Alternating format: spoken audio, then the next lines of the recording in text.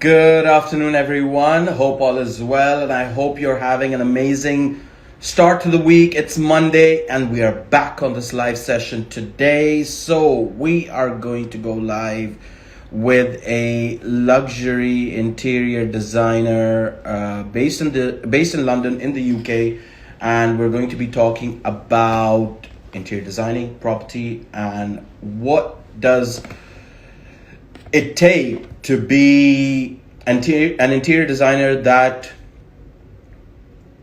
your client would, the work that you do would be happy with, so this is what we're going to talk about, of what does it take an interior designer to be absolutely amazing in their profession. So we've got Gloria from Tailored Living Interior.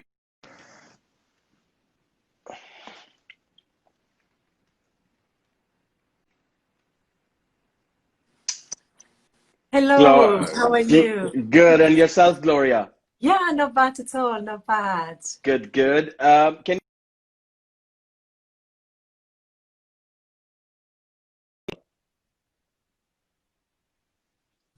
Hello? Hello, yeah, I didn't hear you at all, Yep. sorry. Can you hear me now? I do perfectly now, yes. Super. So Gloria, thank you so much for coming on here on this live session today. My We've been pleasure. speaking for a week to get you on here to see what you do, how you do it. And thank you for joining me on the mission to spread knowledge and share the positivity. I mean, the world we're living in right now, it's good to share what we all do in our own space and how we are successful. So thank you so much for coming on here and sharing that with us. Pleasure. Super. So Gloria, before we move forward with the conversation, if you can introduce yourself as to who you are and what exactly is it that you do. Excellent. So my name is Gloria Sanchez. I'm the director and founder of Tailored Living Interiors. We're a design studio that focuses mainly in creating luxury homes, high-end property markets. From here, we looked after a very wide range of projects. Some projects start with an architectural element and continue into the design. Other projects are just purely design. Some projects are like full key, where we find towels and kitchen utensils for the clients. So you dress everything up, so all they have to do is just bring their suitcases in and move in. Exactly. So it very much depends from client to client and what the requirements are. In terms of clients, we've got clients from all over the world, really. We've got clients from Switzerland, we've got clients in Kuwait, we've got clients in Saudi Arabia.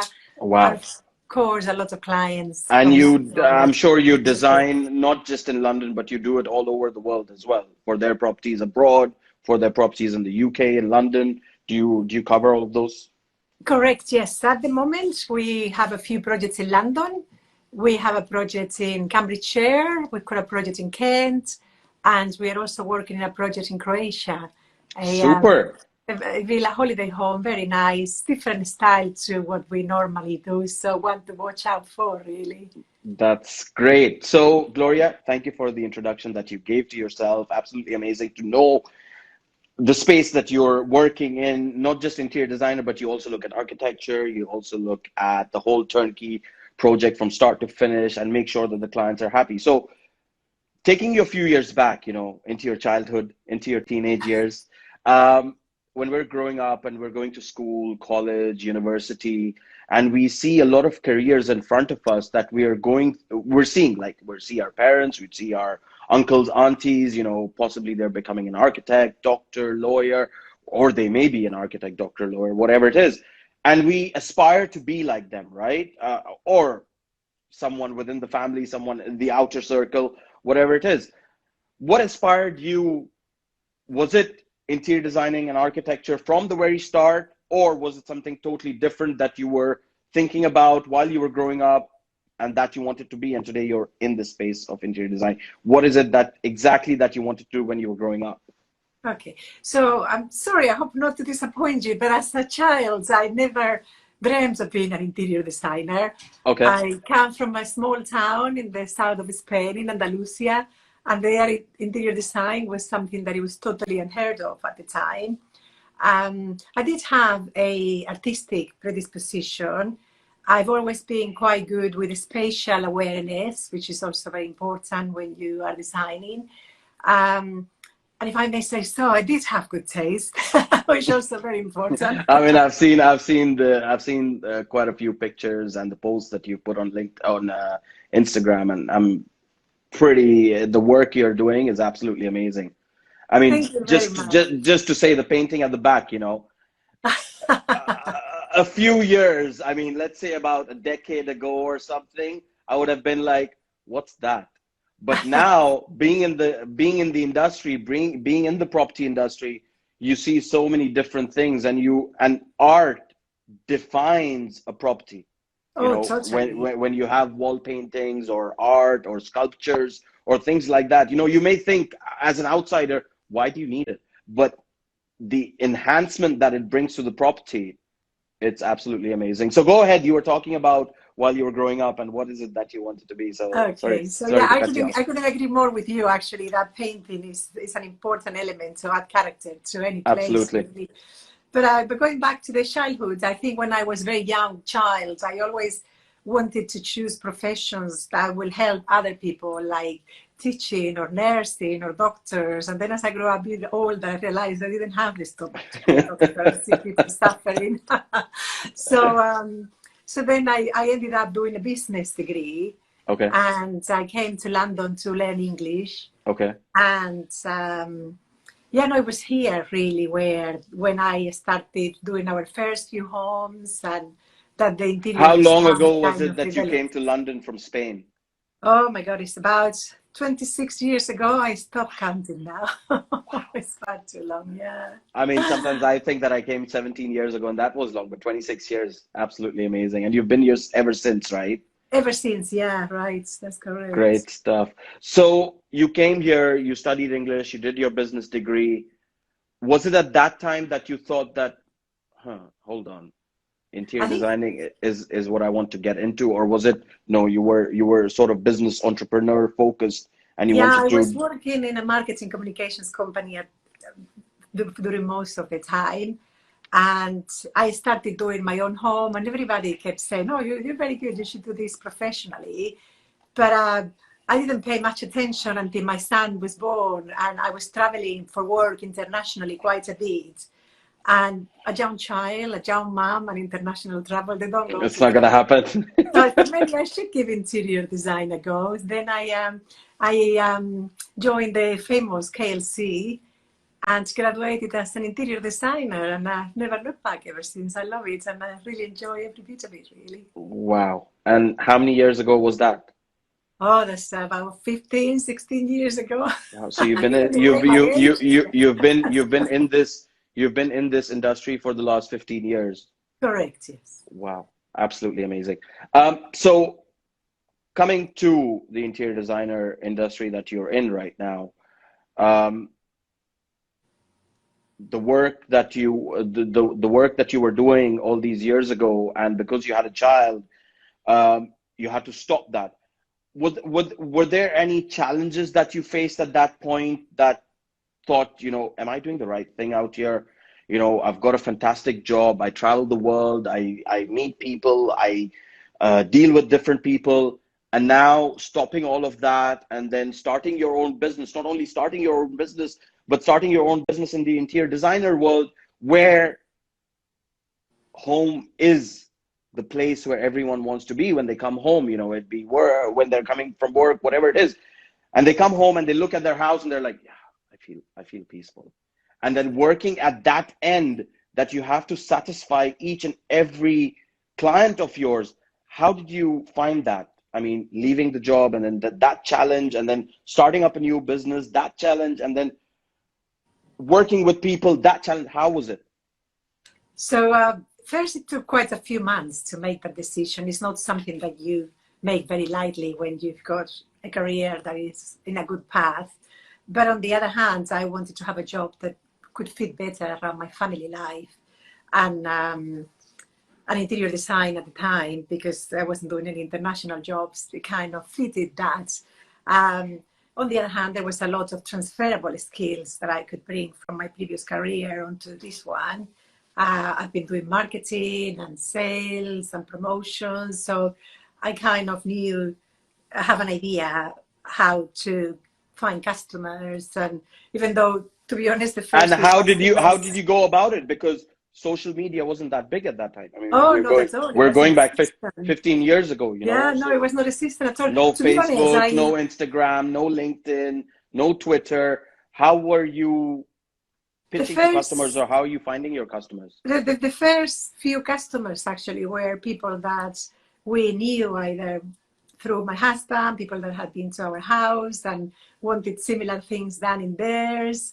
So the early stages was all a little bit more informal, working with friends and people that we knew. So I think that also kind of helped soften out the change that we are talking about. Absolutely.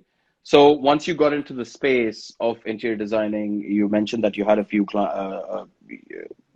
clients that were known to your husband, to yourself. They saw your house and they liked it. Mm-hmm. But then once you started getting in to the deep end of this industry, how did you find yourself? I mean, were jobs coming in easy, or did you have to really push yourself into getting that client? And then when you find the client, you have to get the right client, make sure your minds match, your taste match, you know, all that. So how was it once you got into the industry and try to find your own clients rather than referrals or word of mouth clients? So I think at the beginning you are not that very discerning regarding the clients that you get. You just, it's a project coming up, you do it and you start creating your name from there, really. And rather than the early years were very heavy referrals and then after that we did some exhibitions, we did some emails, email promotions. At the time it was like e-marketing was the Yeah, thing. yeah. Email marketing was the only thing that you had. And yeah, we also did some postal distribution, and that's how we started at the beginning. Wow, that's super amazing. So getting into this industry now, like I mentioned before, that when you're dealing with people, especially, I mean, I come from the property brokering background, so I know how people are, their mindset changes very quickly. And that's with property. I mean, you could see if someone came to me and said, okay, I'm looking for a house in Holland Park, you've got many streets and many houses at different price levels that you would be looking at. But that's the mind frame that they're looking at. Possibly one day they're looking at 1 million, the other day they're looking at 2 million. Mm-hmm. In the interior designer world, I think that's even quicker, right? Because, okay, you show something today, like how the interior designers show the box set. You know, they show different colors, different patterns and everything. And literally, the client could walk out of your office, possibly go into a restaurant, and might like something. How do you deal with those challenges? Like, you know, when you have to set the record straight that, look, this is what we are doing and this is what's going to look good, because you're the interior designer. You know well about the property. You know what's going to fit in well. But then when a client comes up and says, no, I want this because I like it, I saw it somewhere, and I think it's going to go well with the property. How do you deal with that challenge? Okay, so first of all, before we start work, we do a very thorough brief with the clients where we learn about the taste and the preferences. We usually print a lot of image boards and we go through them together. We like to learn about the things that they like, and equally as important to learn about the things that they don't like at all. So that tends to give us a really, really good idea of what they want. And then the second thing is the budget. What can they afford to have within the project parameters? Of course. To be honest, up to date, in all these years, I've only had one client that kept changing their mind, and that was a nightmare. You only need one. But you only need one, yes, to pull your hair out, you know. We do have good systems in place to help people visualize. So we don't actually come to them and say, you should have this because I think it's going to look good. No, we do drawings, we bring samples, we show photography, to help them visualize the ideas that we are kind of developing in our heads, if that makes sense. And currently there's that new trend of virtual, the reality that they put on the glasses and then you show the whole setup around the property. Do you do that as well?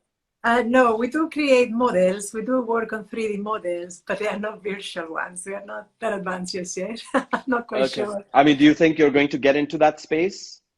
I think if technology goes that way and everybody start doing it, of course we will have to adapt. I mean, I'm But sure you must have seen the BBC program where they do this sort of stuff.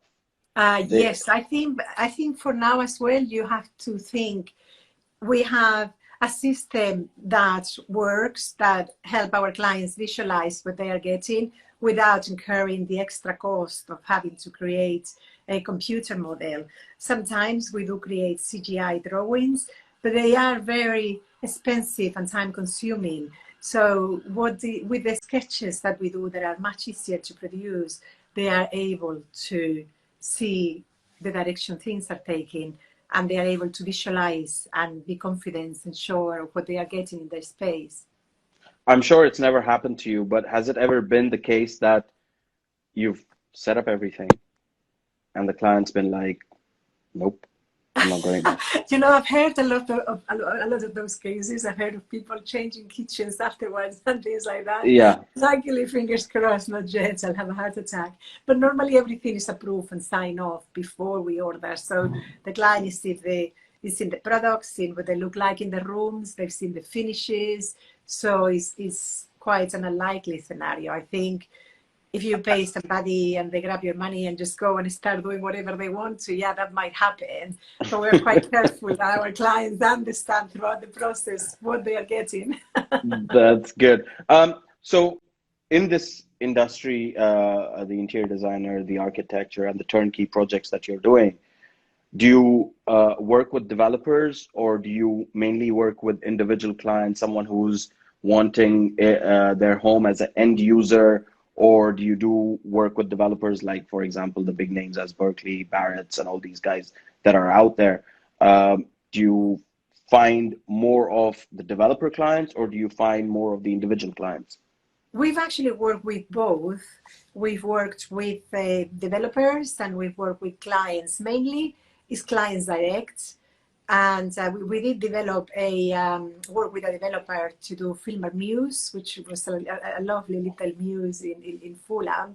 And in Okay. fact, our Croatia client now is the owner of the developing company. The villa we are designing is his own home. Ah, so he did his property in London and then I did his he's. development. I did the development in Oh, London for okay. his company.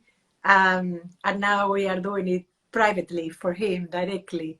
Wow, that's amazing. I mean, Yeah. do you believe in this whole uh, the word of mouth space rather than finding your new clients? Do you think Totally. clients that come from word of mouth are more recognition to your business rather than having a new client come in? And obviously, when you deal with a new client, you give all your services, you do everything for them. There's no difference. But do you think that recognition comes from word of mouth, or do you think recognition comes from a new client that jumps on board?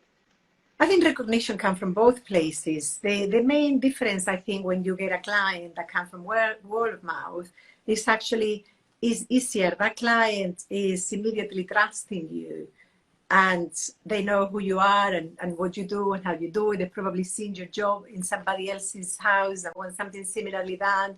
Yep. And their friends or whoever have spoken to them about you and your service.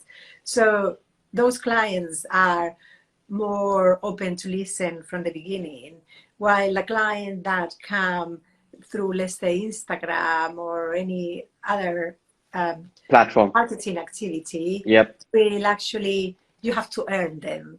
When Of they course. start, they're a little bit more on the protective side, if you want to call it like that. And then eventually you have to prove to them on the early stages. And then once you earn their trust, you're fine. But it does take a little bit longer to earn that trust than when you come from a recommendation. The question that I want to ask you next is that within the interior designing space, especially in London, And the fact that the whole world looks at London as, I mean, I was once told that London is the nerve center of the world. So people But look, geographically, it's quite up there, isn't it? exactly, and that's why people look at it, the trend, the modernization, the interior designing, the architecture. People look at how to possibly bring that back into their country, into their homes. How do you work yourself out with competition around so much of competition? I mean, not just interior designers based in the UK or not in London, but worldwide. How do you differentiate yourself amongst this whole industry that's out there?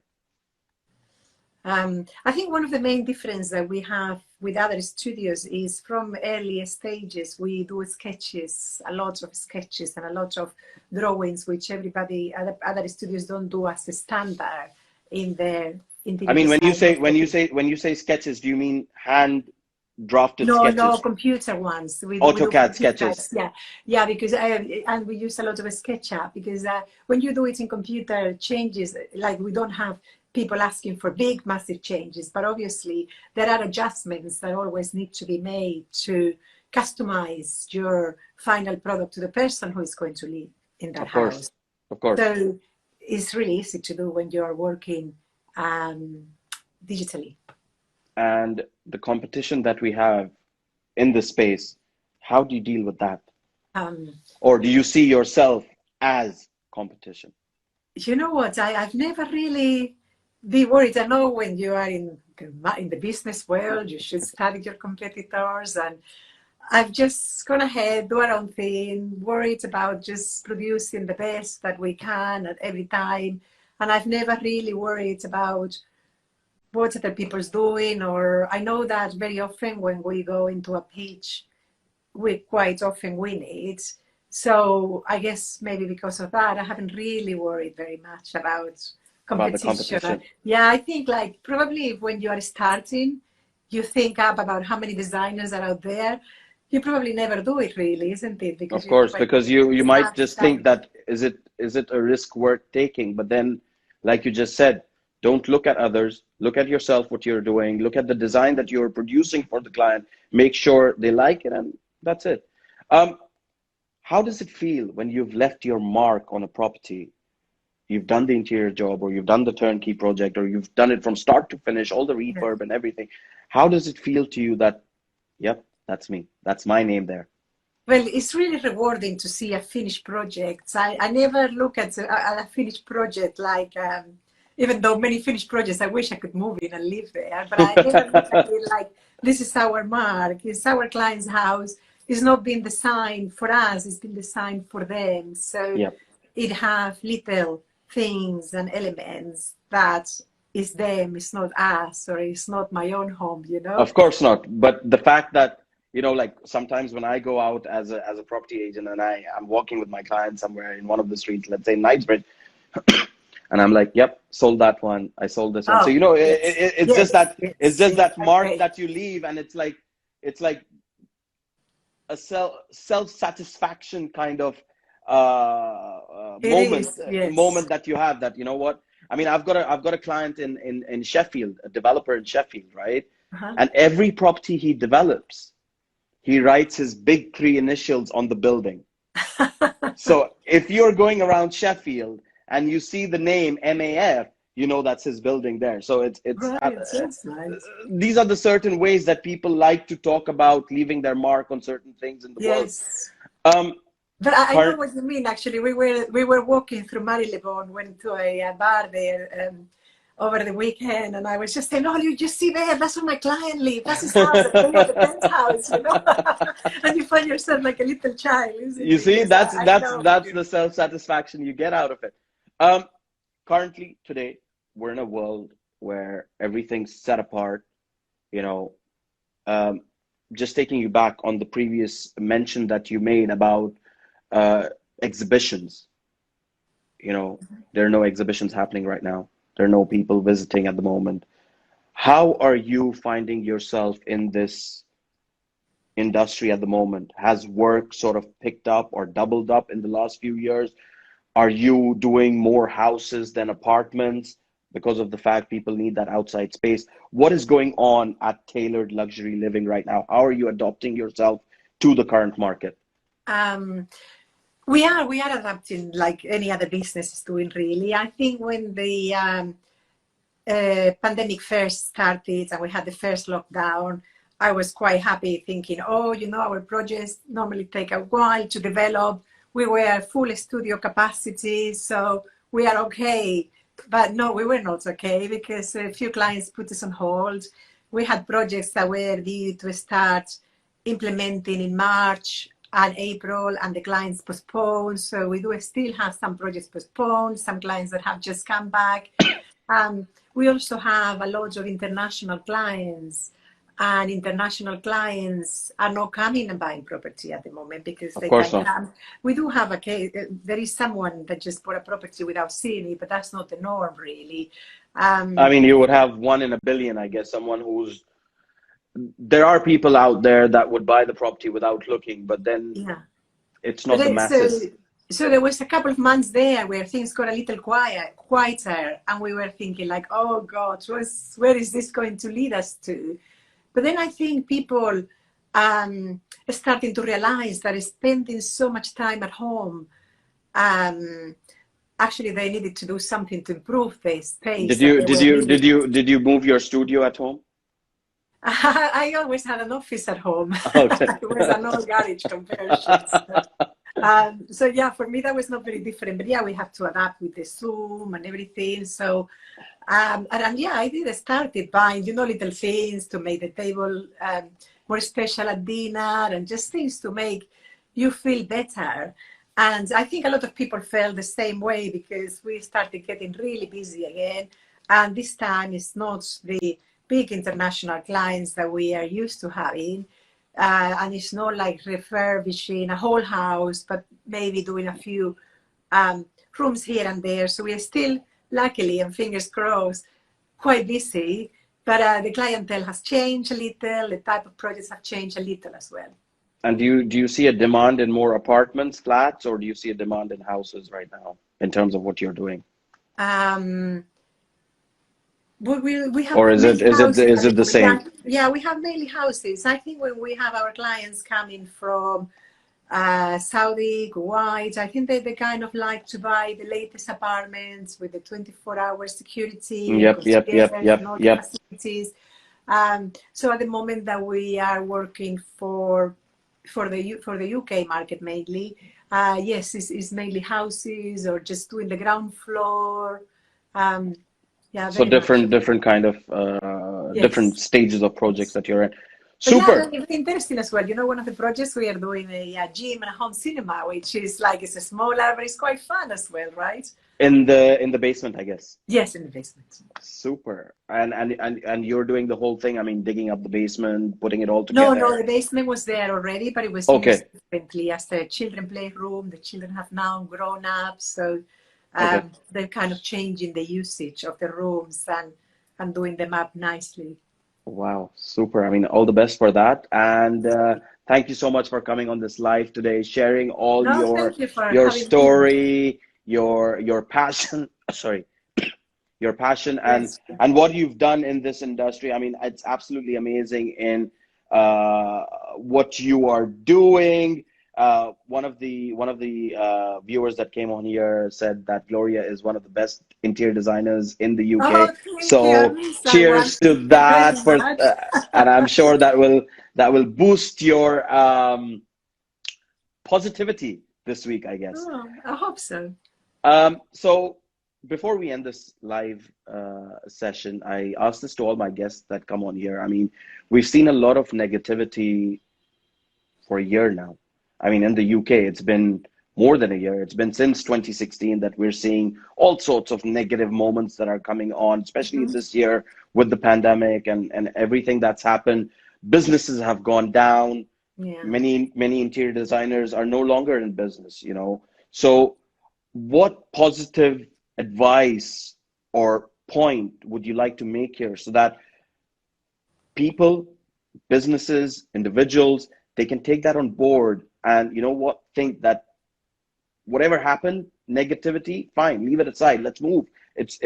We gotta get on with whatever positivity we have with us and move on in life. So what positive advice would you like to share with them today? I think there is always two ways to look at things, isn't it? And sometimes I think when an economic crisis or a health crisis or like health and economics combined like we are having now, people tend to focus on the negative things, but it's not the end of the world. The world will continue. There is life out there, and at some point or another, things are going to get better. So I would Absolutely. say rather than focusing on the negative and just listen to all the negative news on TV the whole day, find something positive to hold on to and build. Absolutely. So if something is good and you see it's got a future, just go for it and don't worry that the world is doing badly, that it's not the right time. Just make it your time and try to make it succeed. And if you are feeling Not the end of the negative, and if you are feeling negative sitting in your house, call Gloria up and get a new changeover.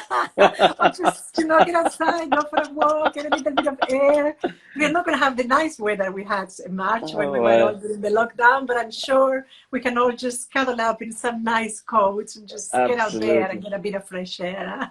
Absolutely. Well, thank you so much for coming on here, Gloria. It's been a pleasure talking to you, sharing whatever we have, the thoughts that you had, the thoughts that I had. It's been an amazing live session. So thank you so much. Yeah, no, really great fun. Lovely talking to you, Pantasa. Super. Take care. Bye-bye. Take care. Bye-bye. Bye-bye.